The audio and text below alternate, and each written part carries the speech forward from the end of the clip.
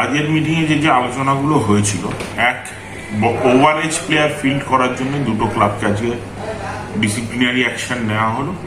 এই ব্যাপারটা আইএফএ খুব সিরিয়াসলি দেখছে এবং আমরা বেশ কিছুদিন ধরে চেষ্টা করে যাচ্ছি যে এই রোগটাকে সারাবার। আমরা প্লেয়ারদের এগেনস্টে আগে শাস্তি দিয়েছিলাম, হয়তো ইয়াং প্লেয়ার্স বলে আমরা অত করা হয়নি, কিন্তু এখন যা দেখা যাচ্ছে যে এই রোগটাকে বন্ধ করা দরকার, এই রোগটাকে সারানো দরকার। তো যেই প্লেয়ারদের নামে কমপ্লেন ছিল তাদের 2 বছর করে আইএফএ সাসপেন্ড করছে এবং ওভারএজ প্লেয়ার, এবং আমরা এই কেসটা এআইএফএফ কে ফরওয়ার্ড করবো। এআইএফএফ যদি কোনো ফার্দার ডিসিপ্লিনারি অ্যাকশন নিতে চায় তাহলে সেটা এআইএফএফ নেবে, কারণ এখন প্লেয়ার সিআরএস এর মাধ্যমে ট্রান্সফার হয়, তার মানে তাদের যে বয়স ভারিয়েছে সেটা সিআরএসও ভাড়ানো আছে। তো যারা যারা ধরা পড়েছে বয়স ভাড়াবার জন্য তাদেরকে আইএফএ 2 বছর করে সাসপেন্ড করছে। কোন কোন ক্লাবের কি নাম? আলিপুর থেকে সুরজ খান আর সাইফুদ্দিন শেখ। সাইফুদ্দিন হচ্ছে বেনিয়াপুর, তাই তো? না, এই দুটো হলো আলিপুরের, আর বেনিয়াপুকুরের হলো রঞ্জু প্রামাণিক এবং সুখদেব হালদার। সুখদেব না সুকান্ত? সুকান্ত হালদার। মানে 4টে প্লেয়ার। হ্যাঁ, টোটাল 4 জন প্লেয়ারকে 2 বছরের জন্য নির্বাসিত করলো আইএফ, তাই তো? হ্যাঁ। আচ্ছা, আরেকটা বিষয় ছিল আর এছাড়া আমরা এও জানতে পেরেছি আরেকটা প্লেয়ারের সম্বন্ধে তাকে ডাকা হয়, মিটিং এ আলোচনা হয়েছে। আমাদের কাছে খবর এসেছে যদিও সে আন্ডার 18 হিসেবে খেলছিল, কিন্তু সেই প্লেয়ারটি বিবাহিত। তো এটা বোঝার ব্যাপার আছে যে কি করে সে বিবাহিত হতে পারে যদি আন্ডার 18 প্লেয়ার হয়। কোন ক্লাবের? এবং এটা আলিপুরের, আলিপুরি 3rd ডিভিশনে। হ্যাঁ। কি নাম? Prince large. Prince large.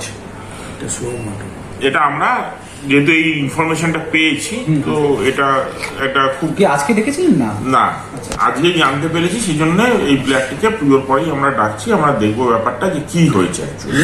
আর আপনি অন্যান্য মডার্ন এছাড়া কেএসএল এর মানে কালীঘাট স্পোর্টস লাভার অ্যাসোসিয়েশনকে আমরা আজকে মিটিং এ ডেকেছিলাম।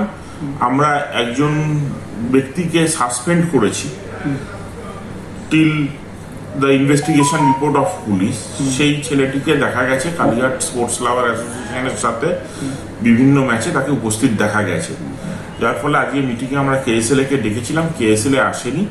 ডিসিপ্লিনারি কমিটি কেএসএল কে শোকজ করার সিদ্ধান্ত নিয়েছে এবং 21 তারিখ অব্দি টাইম দেওয়া হচ্ছে তাদের উত্তর দেওয়ার, যেহেতু পুজো আছে।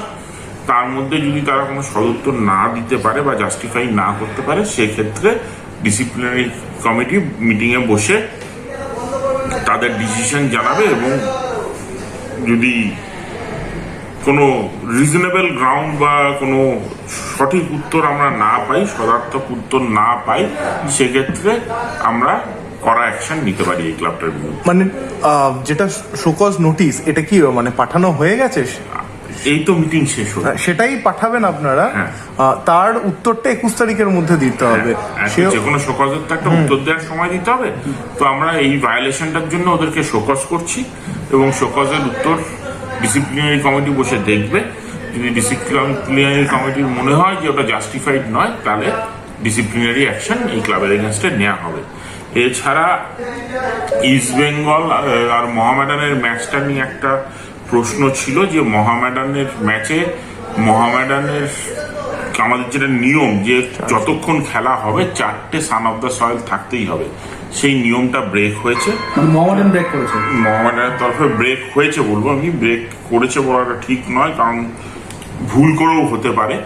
তো সেটা আমরা আলোচনা করলাম এবং আলোচনার পরে দেখা গেল যে এটা সত্যিই ব্রেক হয়েছে এবং তার ফলে যেটা করা হয়েছে সেই ম্যাচের পয়েন্টটা ইস্ট বেঙ্গলকে অ্যাওয়ার্ড করা হয়েছে। মানে ইস্ট বেঙ্গল ওই ম্যাচ থেকে সম্পূর্ণ 3 পয়েন্ট পাচ্ছে। East Bengal 3 point. ড্র হয়েছিল, ম্যাচটা 2-2 হয়েছিল।